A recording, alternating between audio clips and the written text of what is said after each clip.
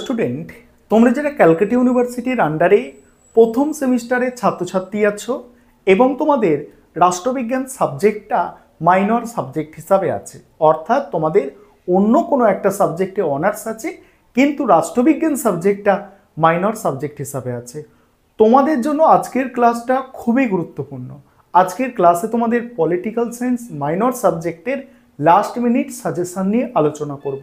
তাও সাজেশনটা থাকছে অধ্যায় ভিত্তিক, অর্থাৎ তোমাদের প্রতিটা অধ্যায় থেকে কোন প্রশ্নগুলো গুরুত্বপূর্ণ সেগুলো আজকে বলে দেবো।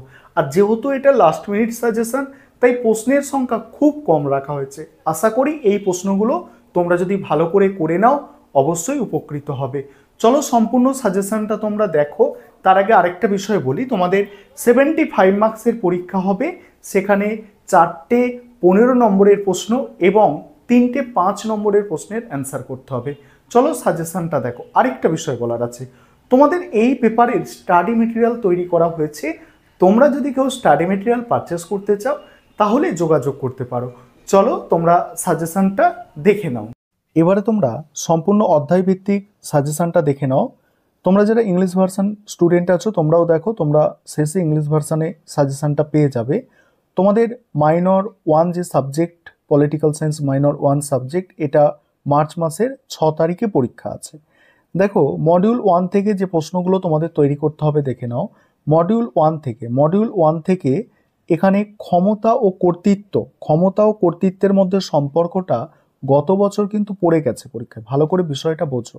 ক্ষমতা কর্তৃত্বের মধ্যে যে সম্পর্ক 15 নম্বরের প্রশ্ন, সেটা গতবারে পড়ে গেছে পরীক্ষায়, তাই এবারে এখান থেকে বড় প্রশ্ন আমার মনে হয় না আর দেবে, অর্থাৎ অতটাও ইম্পর্টেন্ট নয়। এখান থেকে তোমাদের টিকা আকারে প্রশ্নগুলো তৈরি করতে হবে, অর্থাৎ 5 নম্বরের প্রশ্ন এখান থেকে আসার সম্ভাবনা অনেক বেশি।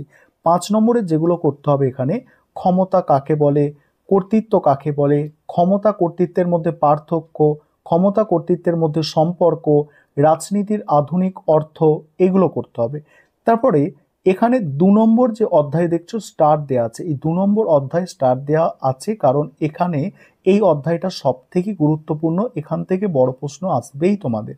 এখানে প্রথম প্রশ্ন যেটা আছে 15 নম্বরের করবে জাতি রাষ্ট্রের মধ্যে পার্থক্য। দ্বিতীয় প্রশ্ন সার্বভৌমিকতা সম্পর্কে একত্ববাদী তত্ত্ব বা অস্টিনের মতবাদ। আরেকটা প্রশ্ন এখান থেকে করতে হবে সার্বভৌমিকতা সম্পর্কে বহুত্ববাদী তত্ত্ব। এইগুলো তোমাদের 15 নম্বরের করতে হবে।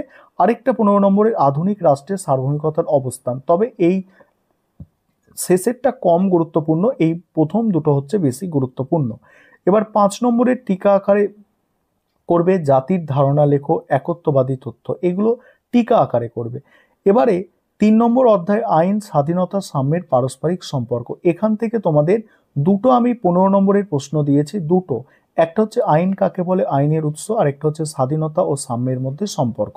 এই দুটো এখানে 15 নম্বরে করতে হবে এবং টিকা আকারে 5 নম্বরে করতে হবে আইনের উৎসগুলি লেখো, স্বাধীনতার রক্ষা কবচ, সাম্য কাকে বলে। এবার 2 নম্বর মডিউল দেখো, 2 নম্বর মডিউল 4 নম্বর অধ্যায় থেকে শুরু হচ্ছে। এখানে 15 নম্বরের আমি দিয়েছি তোমাদের 15 নম্বরের প্রশ্ন দিয়েছি 3টে।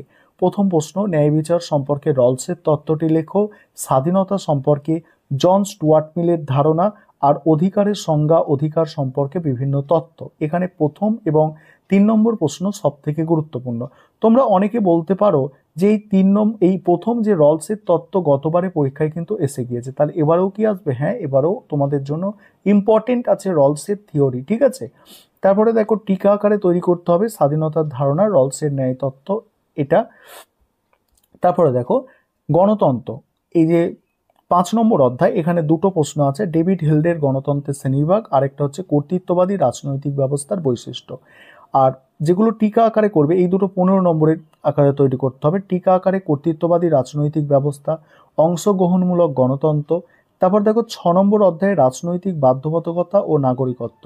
এখান থেকে করবে রাজনৈতিক বাধ্যবাধকতার ধারণা আলোচনা করো।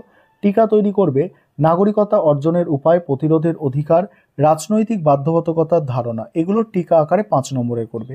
এবার তোমরা যারা ইংলিশ ভার্সনের স্টুডেন্ট আছো তোমরা সম্পূর্ণ সাজেশনটা দেখে নাও, আমি স্ক্রল করছি, তোমরা সম্পূর্ণ সাজেশনটা দেখো।